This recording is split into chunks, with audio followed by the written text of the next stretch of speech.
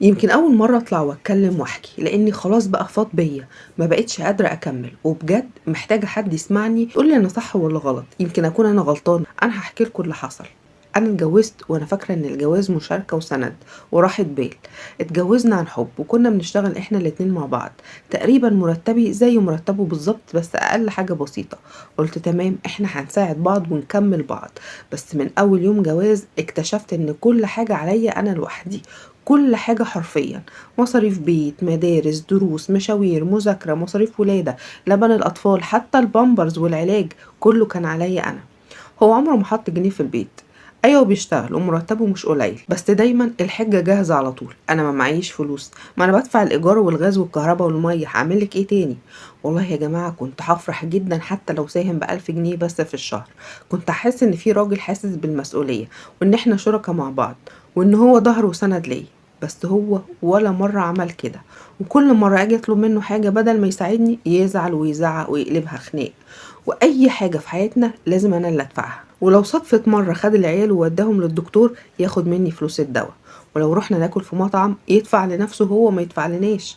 يتعامل كأنه ضيف مش راجل البيت. ده مرة وانا حامل اداني 100 جنيه علشان اكشف، والله كنت هطير من الفرح. اول واخر مرة احس ان في راجل جنبي. كنت بتمنى بس احساس السند، مش الفلوس، لا السند يبقى في ظهري كده وساندني دايما طول الوقت. بس للأسف الإحساس ده كنت محرومة منه. وهو مش بخيل ماديا بس، لا ده بخيل في كل حاجة. مفيش مسؤولية، مفيش دعم، مفيش مشاركة.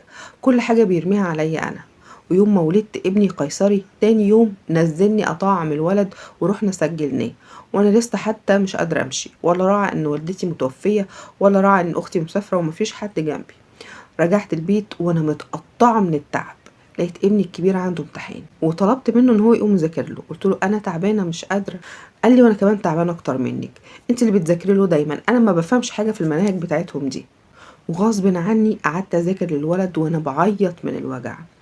ابني الصغير بقى عنده فرط حركة ونشاط زيادة عن اللزوم، وأي أم عارفة قد إيه ده بيكون مجهد جدا.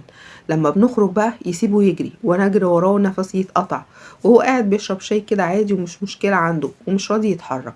الناس الغريبة في المكان كانت بتساعدني وهو لأ، وكأنه ولا شايفني. ولما أطلب منه إن هو يروح يودي الولاد التمرين، لما تحصل معجزة ويروح مرة واحدة كل شهر، بعدها بيرجعهم بدري وبعد ما بيكون عمل كذا مشكلة هناك. مرة قلت له علم ابنك السباحة، الولد نفسه يتعلم السباحة وهو بيعرف يعوم جدا. قال لي لا انا ما عنديش استعداد لكده بصراحة، ما عنديش خلق. بقيت انزل مع الولد المية وانا ما بعرفش اعوم عشان خاطر بس اشجعه. تخيلوا الام هي اللي بتنزل وبتخاطر بنفسها والاب بيتفرج من بعيد. واوقات كتير بقى لما نركب التاكسي لازم اديله فلوس عشان هو اللي يحاسب. ده مرة سافرت مدينة تانية في شغل، رجعت له مخصوص عشان عرفت ان هو مش معاه فلوس ياكل.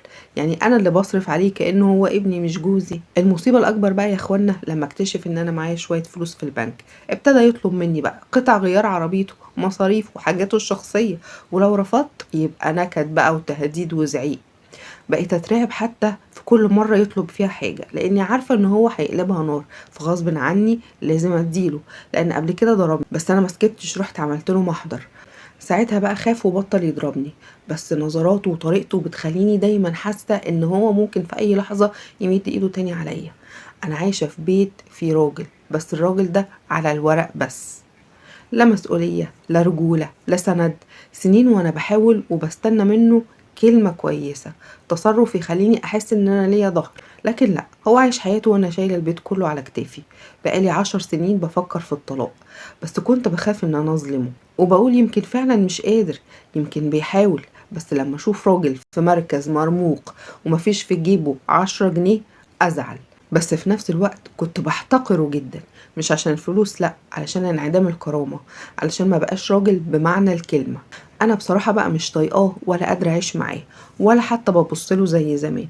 بس عندي ولاد ومفيش حد اقدر ارجع له لو سبت البيت. بس خلاص بقى انا وصلت لاخر نقطة في صبري، اخر درجة في الاحتمال. هل كده انا هكون ظلماه لو طلبت الطلاق بعد 15 سنة ما شفتش فيهم رجولة ولا سند ولا حتى راحة بال؟ ولا اكمل واضحي واستحمل زي ما الناس بتقولي علشان خاطر ولادي؟ انا تعبت بجد ومش عارفة اعمل ايه. بصراحة اللي انت فيه ده مش طبيعي ولا المفروض يكون عادي ابدا، ولا ينفع يتبرر بظروف وضيق الحال، لان ببساطة كده الراجل الحقيقي مش اللي بيصرف قد ايه، الراجل الحقيقي هو اللي بيحس بمسؤولية بيته وبيشارك على قد ما يقدر حتى لو بالقليل. المهم يكون عنده احساس بالمسؤولية. جوزك للأسف اختار يعيش دور المتفرج بس كده، يسيبك تشيلي الحمل كله ماديا ونفسيا وتربويا، وده مش عدل ابدا. الست ممكن تصبر على ضيق الحال، لكن ما ينفعش تصبر على اللامبالاة خالص بصراحة، على الراجل اللي يبقى موجود في البيت وكأنه زي قطعة أساس كده، لا بيشارك ولا بيساعد ولا حتى بيحس. أنا بصراحة أنا شايفة إنك مش ظالماه لو طلبتي الطلاق، يعني بالعكس أنت ظلمتي نفسك طول ال15 سنة واديتي أكتر مما يستحق. لكن قبل أي خطوة خدي وقتك وفكري بعقل، هل الطلاق هيكون راحة ليكي؟ هل عندك استعداد نفسي ومادي للطلاق؟